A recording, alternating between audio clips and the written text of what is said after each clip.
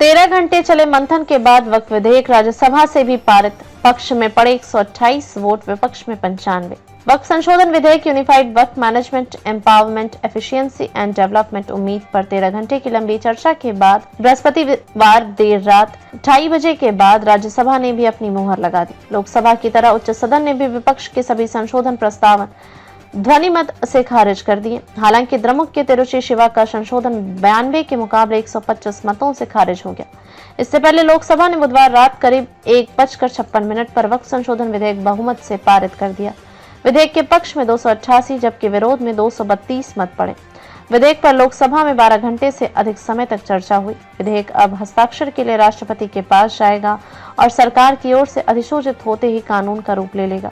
इससे पहले सत्ता पक्ष और विपक्ष के सदस्यों में विधेयक पर जमकर बहस हुई। विपक्ष की ओर से मल्लिकार्जुन खड़गे, रामगोपाल यादव, कपिल सिब्बल समेत दिग्गज नेताओं ने विधेयक का विरोध किया, जबकि सत्ता पक्ष की ओर से किरण रिजिजू के अलावा जेपी नड्डा, राधा मोहन अग्रवाल, उपेंद्र कुशवाहा आदि ने मोर्चा संभाला। चर्चा का जवाब देते हुए किरण रिजिजू ने विपक्ष के उठाए मुद्दों का सिलसिलेवार जवाब दिया। उन्होंने विपक्ष के इस दावे को गलत बताया कि राष्ट्रीय वक्फ काउंसिल में गैर मुस्लिमों का बहुमत होगा। रिजिजू ने कहा कि 20 सदस्यीय बॉडी में पदेन अध्यक्ष समेत 4 से अधिक गैर मुस्लिम सदस्य हो ही नहीं सकते। इसी प्रकार 11 सदस्यीय राज्य बॉडी में 3 से अधिक गैर मुस्लिम नहीं होंगे। केंद्रीय मंत्री ने कहा कि अधिकांश सदस्यों ने आरोप लगाया कि जेपीसी या सरकार ने कानून पर उनके सुझाव नहीं माने। सरकार किसी की नहीं सुनती, यह आरोप पूरी तरह गलत है। हम सुझाव नहीं मानते तो इस विधेयक का जो मूल मसौदा आया था और जो विधेयक आज पेश हुआ है उसमें इतना बदलाव नहीं होता। विधेयक में बड़े पैमाने पर बदलाव है और ये सदस्यों के सुझाव पर ही हुआ है। रिजिजू ने कहा कि पहले से रजिस्टर्ड संपत्तियों में छेड़छाड़ नहीं हो सकती। यह संशोधन जेपीसी में विपक्ष के सुझाव पर ही शामिल किया गया। इसी प्रकार गैर रजिस्टर्ड वक्फ ट्रस्टों के लिए 6 महीने की समय सीमा को भी विपक्ष के सुझाव पर बढ़ाया गया। इसके अलावा भी कई संशोधन विपक्ष के सुझाव पर लिए गए। 5 साल से मुस्लिम धर्म का पालन करने वाले लोगों की ओर से ही अपनी संपत्ति वक्फ के लिए दान करने के नियम पर रिजिजू ने कहा, कई सदस्यों ने सवाल उठाया कि प्रैक्टिसिंग मुस्लिम का फैसला कैसे होगा। मैं कहना चाहता हूं कि आखिर आज हम इस बात का फैसला कैसे करते हैं कि कौन शख्स किस धर्म का है, ऐसे ही आगे भी होगा।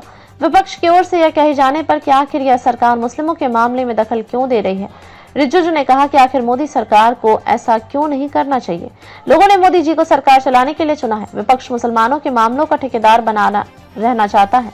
मंत्री ने कहा, विपक्ष कह रहा है कि मुसलमानों की स्थिति आजादी के इतने साल बाद भी खराब है और उनमें गरीबी है। आखिर आजादी के बाद 60 साल तक कांग्रेस और अन्य दलों का ही शासन रहा, फिर जिम्मेदारी किसकी है। राजद के मनोज झा ने कहा, इस विधेयक की सामग्री और छिपा एजेंडा सरकार पर सवालिया निशान लगाता है। उन्होंने इसे मुस्लिमों को देश की मुख्य धारा से काटने की राजनीति करार दिया। कांग्रेस सांसद इमरान प्रतापगढ़ी ने कहा कि सदन में झूठ बोला गया है कि न्यायाधिकरण के फैसलों को चुनौती नहीं दे सकते, जबकि वक्फ कानून 1995 की धारा 83(9) में हाईकोर्ट में चुनौती दे सकते हैं। भाजपा सांसद सुधांशु त्रिवेदी ने कांग्रेस पर निशाना साधते हुए कहा, कभी देश में भूदान आंदोलन होता था, आज गांधियों के नेतृत्व में भू हड़प का सिलसिला चल रहा है।